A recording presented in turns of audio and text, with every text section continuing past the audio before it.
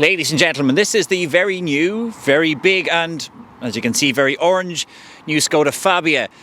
And Skoda isn't being shy in saying that this is the best in class in lots of areas. Let's find out exactly what they mean. We don't do stress at the AA, we do car insurance. Relax, yellow and black have got your back. Thank you to Western Motors in Drogheda for the loan of this Skoda Fabia for this review. And of course, before we go on, please like this video, please subscribe and do hit that bell icon to stay tuned to all of our new videos.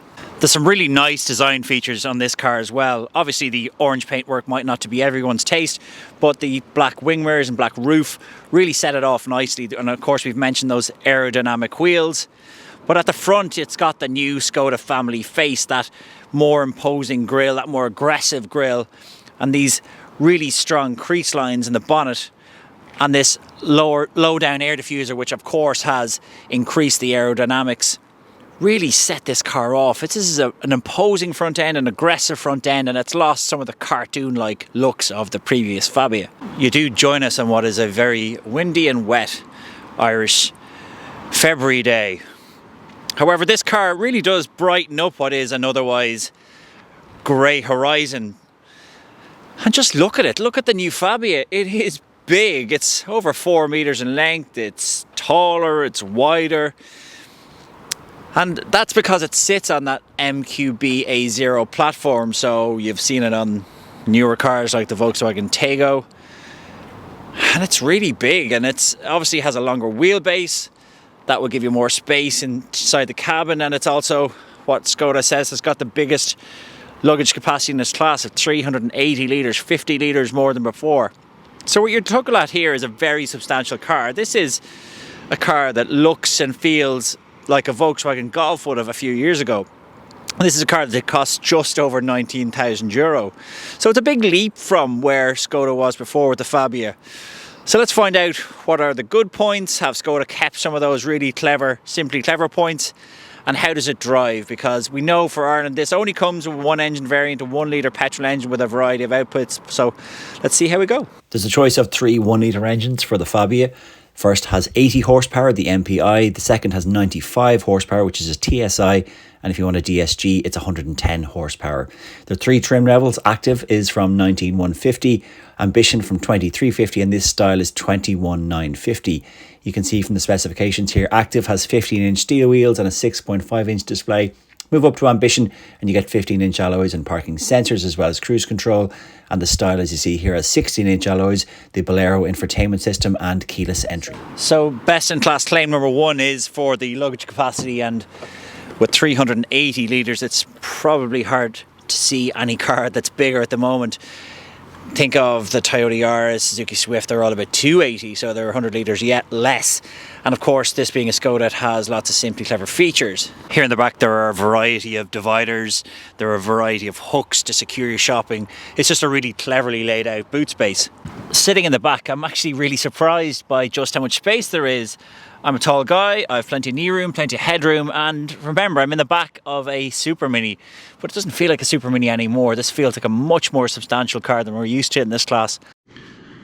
Okay, so how about a tour of the cabin? Well, starting from the right, these plastics on the doors are not that nice. They're very, very scratchy. But things do get a lot better as we move across. The fabrics used in the dash are very nice. This is the steering wheel itself, which is directly lifted out of the Enyaq and the Octavia. So it's a 2-spoke steering wheel, which is it has a nice feel. It's leather. These controls are very nice for going through the menus. So it's a nice system. You have your cruise control function on the stalk there, and here's your infotainment system, which is obviously has Apple CarPlay and Android Auto, and will be familiar to anyone who's ever driven a Skoda before, where this is the latest infotainment system.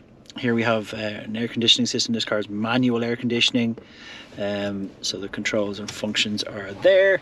This is a 5-speed manual gearbox, and you do have a normal regular handbrake. The quality of the fabrics, this is a reasonably basic car, so it's a fabric upholstery and it feels quite hard wearing, but it is nicely put together.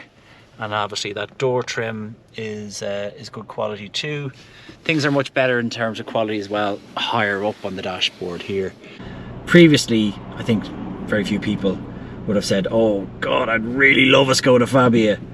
But this new generation model might change that a little bit. I feel with this car that it will appeal to a much wider audience than before, young, old, male, female, because it just looks so much better, and it's obviously much bigger. It's just a much more generously sized car, and which clearly makes it much more useful. If you were choosing a second car in a family, if this was your only car and you were on a budget, then there's few compromises with this Fabia, because it will do everything. It's cheap to run, it's cheap to tax.